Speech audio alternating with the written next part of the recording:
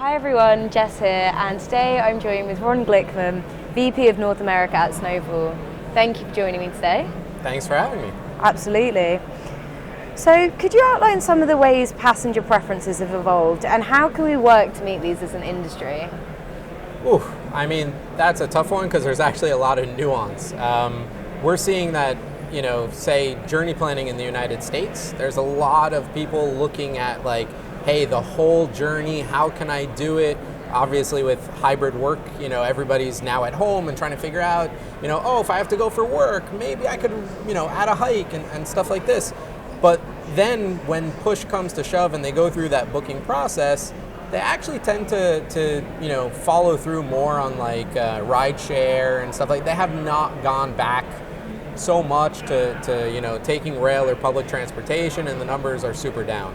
Meanwhile, in parts of Europe, we're finding that it's like all the way through. People are 100, they're back on the rails, they're back on the bus, not for work necessarily, but for the, hey, I can be remote on Friday and Monday, so suddenly I'm taking a National Express bus going from, Birmingham down to Heathrow, and now I'm, in Spain for the weekend when nobody really knows that I'm there. On the down low. Yeah, for sure. But we're definitely seeing that the trends and the way people are traveling are changing, and they're vastly different between North America, Europe, and Asia. So, in Asia, where there's a lot of new infrastructure and there's a lot of new rail and stuff like that, we see people are flocking to it, they're trying it, they're booking it. In the United States, there's a lot more rideshare that they're still using, but that whole journey planning has really changed. Like, everyone's going to the map. They're going to the map and they're trying to figure out, how do I get from my house to my work, like for business, or my vacation? And sometimes it's both. It's like, hey, I'm supposed to go for work to this city, but I've never seen the Eiffel Tower, so maybe my trip to Lyon is, going to go via Paris. How can I pull that off, for work and tell them like, oh, it's cool. So leisure has changed, corporate has changed, journey planning has changed. AI is really going to shift this. It's going to put it on steroids. We're going to see, the journeys that people come up with, like, vastly different, but at the end of the day, nothing is the same as before the pandemic. That kind of linear way of like, oh, my flight is this, my car is this, that's out the window. Like, everybody's looking for the solution to build a journey all across the board. That's a really interesting point you made, specifically about the geographical difference in how people are traveling now, and it sounds like it doesn't necessarily tally up completely with the order that we saw the regions emerge from the pandemic. So it sounds like everything is really in flux and yes, completely new. Yeah, and also Latin America, like, that's a place where you see that the everything has changed. I mean, you saw like things were going to happen with Viva Aerobus, being that it's a bus company that has an airline, is successful, and there's kind of adding all of these elements in, but I don't think we actually know what travel is going to start to look like next year. I think next year is going to be this big change, this big shift where we're going to have to really understand our searches. How are people searching for travel, and understand it based on geography, age, and really segment the people out. And AI can do a lot of this legwork for us instead of sitting there and trying to figure it all out ourselves. But this whole thing, that the data that is being produced in terms of search is going to vastly change. And then what's going to happen is all the providers, those who figure it out and they go after that data and they start to figure out the solutions, whether they're API based and how they can connect that journey for their end user, they're going to be further ahead than everybody else. So they're going to be winners and losers too. Yeah, absolutely. And when it comes to delivering this more personalised experience for passengers, how can we fully leverage tech and data? It gets really hard in some parts of the world because there's a lot of data privacy regulation that's been put in place. Web3 and some of the other stuff that's happening with the blockchain, that potentially you can bring your data along with you. Phenomenal when you think about like, cool, that would be really awesome to do. But in actuality, how much is it possible? Probably not really so much. So then you're kind of relying off of things like frequent flyer and other types of profiles that you can try to put together through some strong data analytics and algorithms, try to figure out who those people are.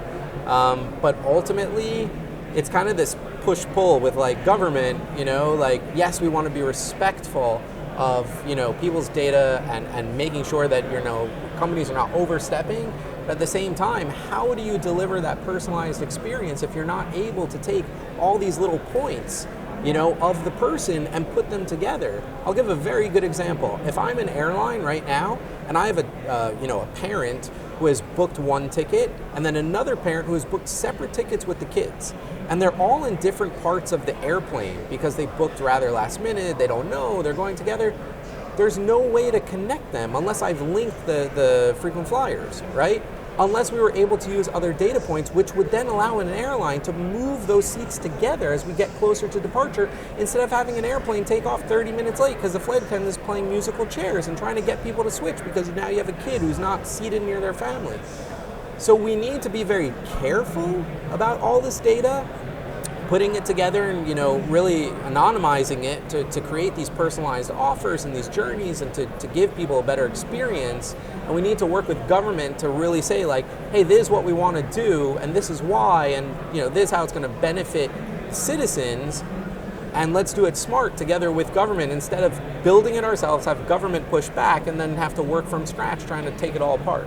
Yeah, so a more collaborative, less siloed. Definitely. And the industry is famously siloed, so that's something to... Well, we love to build first, break things, and then go back and try to fix them.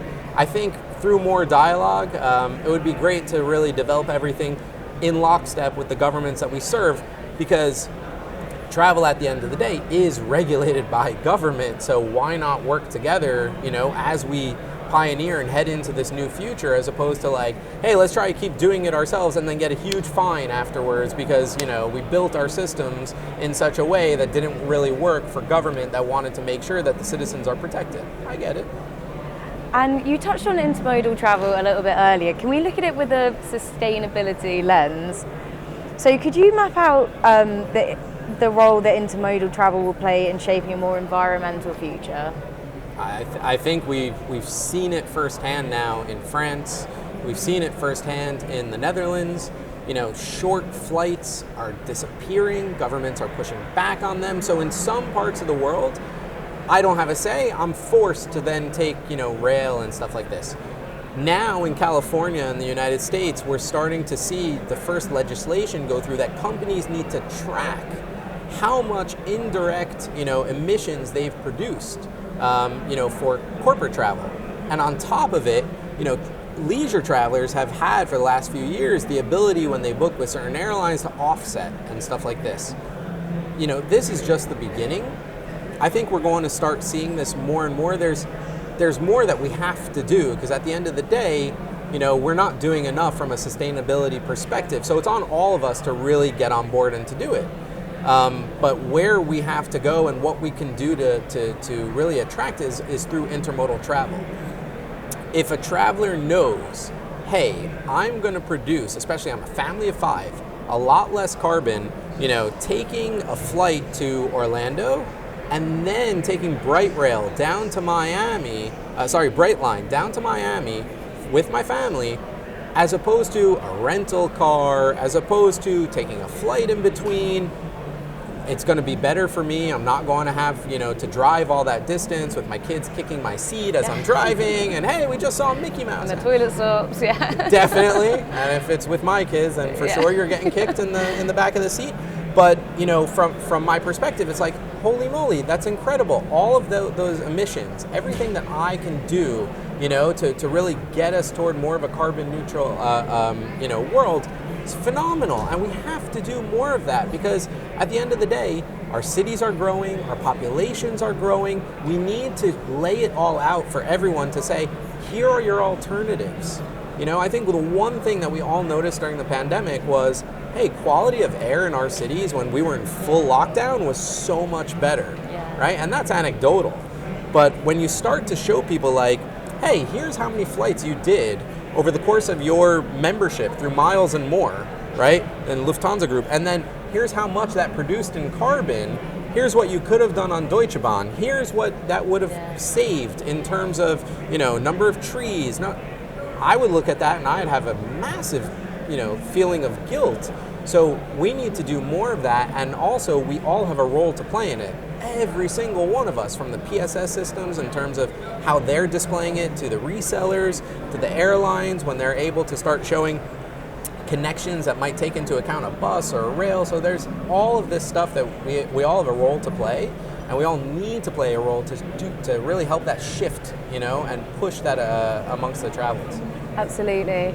And how do you think events like World Aviation Festival help to drive change in the industry? I mean, I walk around and I go, oh, I don't know those guys, right? So for me personally, I'm going from booth to booth, not during exhibition hours because I need to focus on my own clients, but I'm looking around and I'm going, okay, that's pretty cool. How could I integrate that? I've never thought of this. What are these guys doing? It would be great if we can add that to the customer experience. So there's so much innovation that's already going on, and having these moments where we can all get together, especially on a global stage, but also on a regional basis, because there are also, Aviation Festival Americas and stuff like that. Because I mentioned there's nuance from region to region.